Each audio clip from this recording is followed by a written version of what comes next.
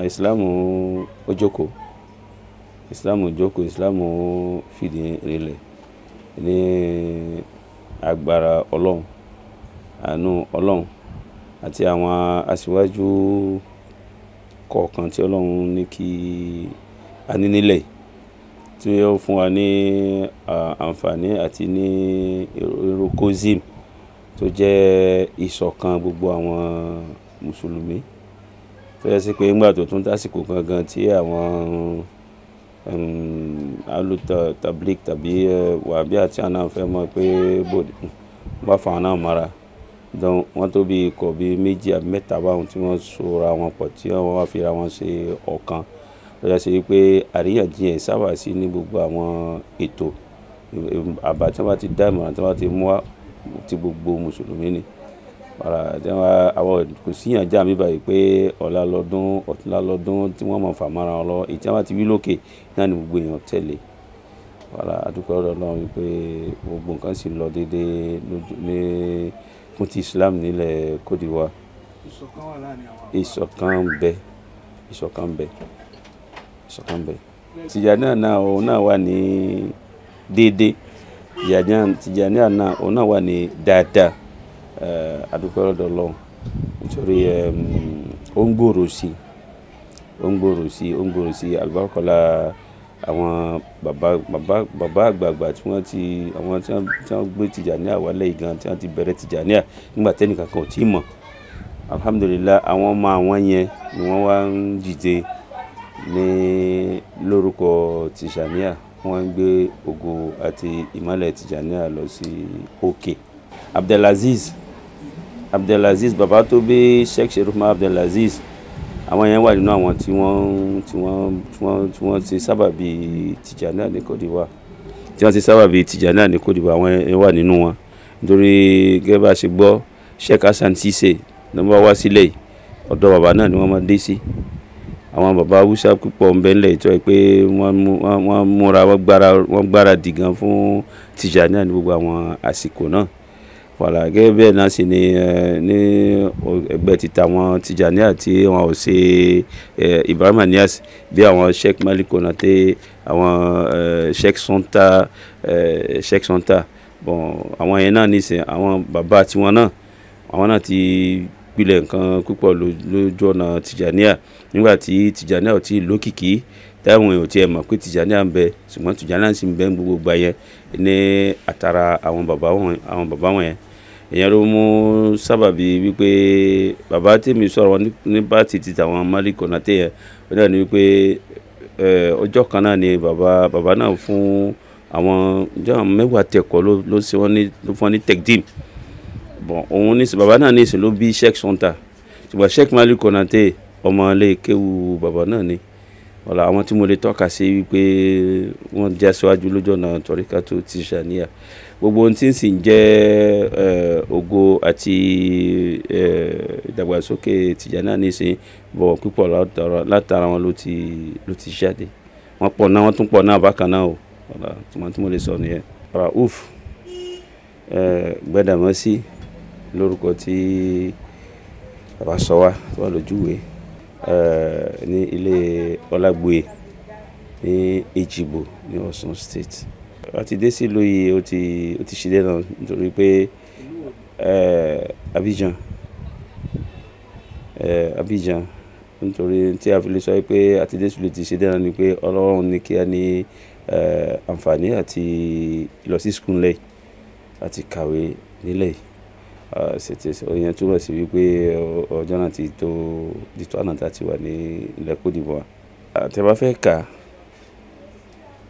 yóò ti lé ní 50 ọdún bí àwa ṣe gbé ibi báyìí àti ìwọ̀nba àsìkò tí a lò ní Nàìjíríà a lè sọ wípé a mọ̀ díẹ̀ nípa position Côte d'Ivoire ju ti Nàìjíríà lọ bó tilẹ̀ jẹ́ sí pé alhamdulillah a máa ń lọlé ní lóòrèkóòrè mi a lè fi wé bí tí èèyàn tó jẹ́ ibùjókòó donc Côte d'Ivoire ní oore tiẹ̀ Nàìjíríà tí àti wá náà òun náà lóore tiẹ̀ kí Ọlọ́run kó ṣàánú àwọn ìlú méjèèjì inshallah. àṣà kan ní Sheikh Sharif máa sábà máa dá pé Abdulraouf si Dieu t'a facilité les choses comme ça mo tọrọ gáfárà de tá a máa fi bára wa sọ̀rọ̀ nù c'est parce que tu es sincère dans ce que tu fais. Voilà, tu es sincère dans ce que tu fais et puis ça peut se trouver que dans cette sincérité-là, que ton âme dévance ton corps. Voilà, donc il y a pas fait fouaner, il m'a rencontré ici, il m'a allé fouaner, il m'a dit qui vont marcher iṣẹ́ wọn náà ní pẹ̀lú òtítọ́ àti òdodo. Voilà, kí wọ́n máa ṣe gbogbo àwọn nǹkan tó bá jẹ mọ́ ṣíṣe ní ojú ọ̀nà náà pẹ̀lú òtítọ́ àti òdodo. Voilà, bí mo bá tú sincérité dáadáa lédè Yorùbá wọn kàn máa mú àmúlùmálà. Voilà, kí wọ́n fi ọkàn kan máa fi ṣe pé àwọn èèyàn wà tó yẹ ṣe pé látòrí ọkàn kan tàwí ni wọ́n bẹ̀nà gbà wọlé náà gbà rílé wọ̀ tí wọ́n sì ní ipò nínú ilé nínú hadara àti makama tí Ọlọ́run bá kádàrá pé kí Ọlọ́run bá kádàrá pẹ̀lú Sheikh Ahmed Tijani pé kí wọ́n rí wọ̀ inshallah. Nǹkan ò yé wọn ni tó bá jẹ́ sí pé nǹkan bá lọ yé wọn ni èwo làbúrò máa tako ara wọn nígbà tó jẹ́ sí pé la ilaha illallah Muhammadan Rasulullah sallallahu alaihi wasallam ọ̀kan náà ni gbogbo wa ń wí. Voilà, tó jẹ́ sí pé ìrun wákàtí 5 kan náà ni gbogbo wa ń ké Al-Qur'an kan náà ni gbogbo wa ń ké. Bon, èmi rí ìdí tí wọ́n fi lè máa tako ṣùgbọ́n nǹkan máa yẹ ẹ̀dá ju ara wọn lọ. Voilà, kò sọ̀rọ̀ púpọ̀ tá a fẹ́ sọ nípa pé nǹkan ní òye wọn àti wípé àwọn míì sì bẹ̀ tó yẹ pé nǹkan yé ṣùgbọ́n tí èrò tí ò ṣe déédéé àbí àníyàn tí ò dá ń bẹ nínú ọkàn wọn tí wọ́n mọ̀ ti àwọn èèyàn wọ́n mọ̀ mọ́ orí àwọn mú àwọn èèyàn máa kọlu ara wọn tí kò bá jẹ́ tu pété lẹ́yìn bá ní kí la fẹ́ mọ́ bára wa jà sí. Ọjọ́ dàgẹ́ bí ìgbà tí wọ́n sọ pé àwọn kan káwọ́ sáyà ńgbà tí wọ́n kírun àwọn kan dáwọ́ lẹ́ ńgbà tí wọ́n kírun kí ló fẹ́ mú jà wá bí eléyìí.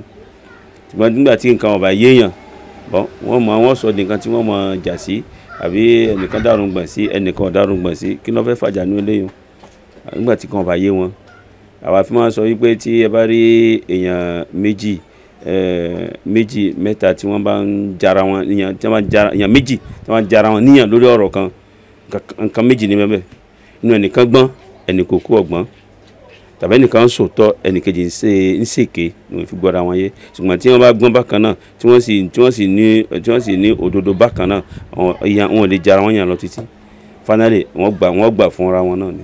Bàbá tí wọ́n fà wá lọ́wọ́ wíìrìdì ní ìsìn Sheikh Zubair Abdulwahab Al-Gamawi ọmọlé kéwú Sheikh Adam ni àti àwọn èèyàn ńláńláńlá bẹ́ẹ̀ náà gan tó ṣe pé àti lọ́nà kan àwọn náà míì àti markaz ní Lágége látara Sheikh Adam ni wọ́n ti jáde. Ìyẹn ti fi hàn wípé bàbá rúure bàbá sọ̀rọ̀ la ilaha illallah. Alhamdulillah kí ládàá alhamdulillah náà kọ́ máa jẹ́ ti Yayi TV. Voilà, nítorí wípé bóyá Yayi TV gan náà ni ó ṣàdúrà fáwọn nítorí pé èrò tá à ń gbọ́ nípa Yayi TV àti gbogbo ń tàrí nípa Yayi TV ti rìn jìnnà kí Ọlọ́run kó máa dá ìnà wọn náà dúró. Yayi TV ti di international ó ti di intercontinental ó kú kó di interplanétaire. Bóyá ńgbà tí àwọn Amẹ́ríkà bá tún láwọn tún padà báwọn Russia láwọn tún padà lọ sí inú òṣùpá lọ wọ́n lè ní kí Yayi TV ó ká lọ wọ́n lè ní kí Yayi TV ó ká lọ. Voilà, a kàn kí gbogbo àdúrà tí àwọn àgbàlagbà ti ṣe fún yín a kàn kí lẹ́yìn ni. Voilà, bẹ̀ lọ́run wípé àdúrà tí wọ́n ṣe fún yín ní gbogbo ibi tẹ̀ ń dé kọ́ lọ́run kó mú àwọn àdúrà náà lọ sí ilé àṣẹ. Voilà, ìtàn ṣe lójú yín ìtàn ṣe lẹ́yìn kọ́ lọ́run kó mú ẹ lọ sí ilé àṣẹ. Àwọn sẹ́tẹ̀ ń ṣe ojú tí ń rí etí tí ń gbọ́ àti ẹ̀mí tí ń gbọ́ àtẹ̀mí tí ń rí bínú wọn ṣe ń dùn tára wọn ṣe ń yá ládàra kó máa bá yín. La ilaha illallah.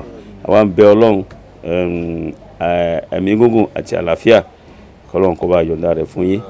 ẹ̀mí gúngùn àti àlàáfíà kó yọ̀ǹda rẹ̀ fún ilé iṣẹ́ yẹn bihaqi la ilaha illallah bizati la ilaha illallah binuri la ilaha illallah bi'ibzi la ilaha illallah bikuwati la ilaha illallah albakola àṣírí tó pamọ́ sani la ilaha illallah alhamdulillah kọ́lọ́n ló gbọ́n kọjá kó ṣẹbẹ́ ọlá nabi muhammad sallallahu alayhi wa sallam. èmi náà bá lè ní opportunity lébà láti tó fi dúpẹ́ fún ọlọ́run lórí ọ̀rọ̀ tara tiwa gangan lórí oníṣẹ́ wa la mọ̀ wá sí ṣùgbọ́n ètò tọ́lọ́run bá ti ṣe béèyàn fẹ́ béèyàn kọ̀ èèyàn padà wá gba títọ́ ọlọ́run náà ni mo sì máa sọ fún àwọn èèyàn wípé ọlọ́run ò tí ì pè ọ́ ló ń tapá kàkàkà ọlọ́run ọba tó ní ìkápá lọ́dọ̀ ni kápá ohun gbogbo lọ́dọ̀ àlàbéèyàn bá ní oúnjẹ lòun fẹ́ràn ọlọ́run pè wọ́n ọ̀dáhùn ọlọ́run àti gbóúnjẹ náà lọ́wọ́ ẹ̀ níjà tó wá dá ọlọ́run lóhùn oúnjẹ tó ju ètí ń jẹ lọ náà ni wọ́n wà gbé fún bí wọ́n bá sì sọ wípé fàájì afẹ́ ayé nítorí ọlọ́run pè wọ́n ọ̀dáhùn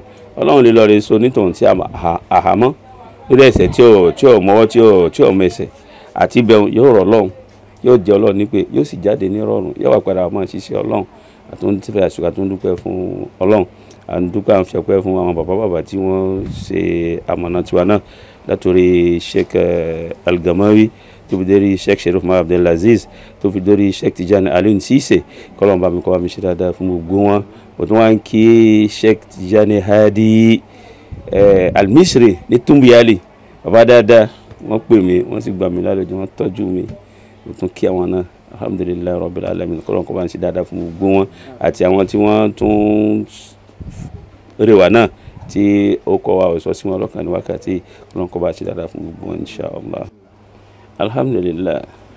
alhamdulilayi rabbil alamin wassalatu wassalam ala rasulullah c'est par la grâce d'Allah avec la permission ITLAC que nous a donné Cheikh Tijani Alioune Cissé à Medina Baye. Nous sommes Cheikh Abdouraouf Badamasi, voilà, originaire de Edjibo à Osun State. Et par la grâce de Dieu, nous sommes à Abidjan, en Côte d'Ivoire, depuis les années 65.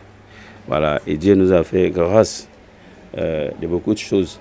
Voilà, il nous a donné des enfants, il nous a permis d'éduquer ces enfants et qu'aujourd'hui, par la grâce de Dieu, ça va, la grâce à Dieu. Voilà, maintenant, quant à l'islam en Côte d'Ivoire, on rend grâce à Dieu. On rend grâce à Dieu parce que Dieu nous a fait grâce de beaucoup de pionniers, beaucoup de dévanciers, comme le vieux Anzoumana Konaté, qui a été le premier grand guide religieux de la Côte d'Ivoire, qui a été suppléé par Cheikh Boakari Fofana, qui est intellectuel de son état, a aidé beaucoup l'islam. Parce que en Côte d'Ivoire, les musulmans n'étaient pas vus. Les musulmans n'étaient pas vus et puis bon voilà, d'une manière ou d'une autre, l'adoration se faisait un peu en cachette. Voilà, ils ont permis que les intellectuels musulmans, ils les ont permis de sortir au jour. Et puis bon, il a facilité beaucoup de choses au niveau de l'État, du gouvernement et tout ça. Voilà, pour que aujourd'hui l'islam, le musulman intellectuel, le musulman ministre, le musulman directeur de société puisse s'afficher comme tel. Ce qui n'était pas le cas il y a des années. Voilà, et on leur rend grâce à Dieu parce qu'ils ont pu créer l'unité autour de l'islam à partir de Kozim. Voilà, et de ses pères de l'autre côté, ils ont formé un groupe et à partir duquel bon, il y a la paix ici en Côte d'Ivoire au sein des musulmans, Inch'Allah. Voilà, maintenant la Tijania, qu'est-ce que nous on peut en dire? Qu'est-ce que nous on peut en dire? Nous sommes nous sommes les derniers. Voilà, les grands maîtres qui ont le droit et puis toute la possibilité d'évoquer ce sujet-là avec précision. Bon, Yaïti les connaît, Yaïti les a déjà rencontrés. Voilà, on peut rendre grâce à Dieu que la Tijania est bien installée en Côte d'Ivoire. la Tidjania est bien installée en Côte d'Ivoire, alhamdulillah. Personne ne nous poursuit avec des bâtons ni de quoi pour nous empêcher de faire ce qu'on a à faire. Voilà, il y a plein de zawiyas, il y a plein de grands maîtres. Voilà, et que par la grâce de Dieu, il y a eu des vieux qui sont venus, qui ont aidé, comment dirais-je, la venue de la Tidjania en Côte d'Ivoire, parmi lesquels, comment dirais-je, le papa de Cheikh Cherouf Omar Abdelaziz, le papa de Cheikh Sonta, et beaucoup comme ça, beaucoup que je ne connais pas, j'ai cité que 2 que j'ai vu tout de suite dans mon esprit. Voilà, donc rendre grâce à Dieu là-bas encore que, alhamdulillah, la Tidjania fait son petit chemin. Aujourd'hui, si le Maoulid est célébré ouvertement en Côte d'Ivoire aujourd'hui, et le chant de célébration du Maoulid, comment dire, encore s'élargit tous les jours, c'est à cause de la Tidjania, à cause de Tidjani. Aujourd'hui, même l'État de la Côte d'Ivoire a admis le Maoulid. Voilà, beaucoup de gens acceptent maintenant que le Maoulid doit se faire et se fait, alhamdulillah. Voilà. Vous priez pour Yahi TV. Voilà, on a prié pour Yahi TV. Voilà, on a prié pour Yahi TV. Bon, tellement que Yahi TV est grand à nos yeux, on se dit même que c'est Yahi TV qui devrait pouvoir prier pour nous. Voilà, quelle prière nous on va donner à Yahi TV. Yahi TV qui a alhamdulillah, par la baraka de son travail, qui a pu approcher des grands maîtres, des grands cheikhs comme Sarouboutou, les grands cheikhs comme Cheikh Hadi Tijani, Atoumbi Yali, tout cela on prié pour lui. Nous on a dit quoi? Sinon que bon, on accompagne les prières que ces grands ont pu leur faire. Voilà, pour dire que toutes les doigts qu'il a pu récolter, et ce qu'on a fait en sa présence, les doigts qu'on a fait derrière lui, qu'Allah exauce toutes ces prières-là. Voilà, qu'Allah lui donne toujours de la vigueur. Voilà, et de la vigueur à lui, et puis qu'Allah le fortifie dans ce qu'il fait, et qu'Allah lui facilite encore plus le cheminement, Inch'Allah, qu'Allah l'aide, et puis bon, que Yahi TV promotion, bon la display. Foundation, voilà, que Dieu les soutienne, voilà, sur tous les plans. Voilà, que Dieu les soutienne sur tous les plans et qu'il ait toujours de l'inspiration et la facilité de mouvement, Inch'Allah. Voilà, on rend grâce à Dieu, on rend grâce à Dieu, on rend grâce à Dieu.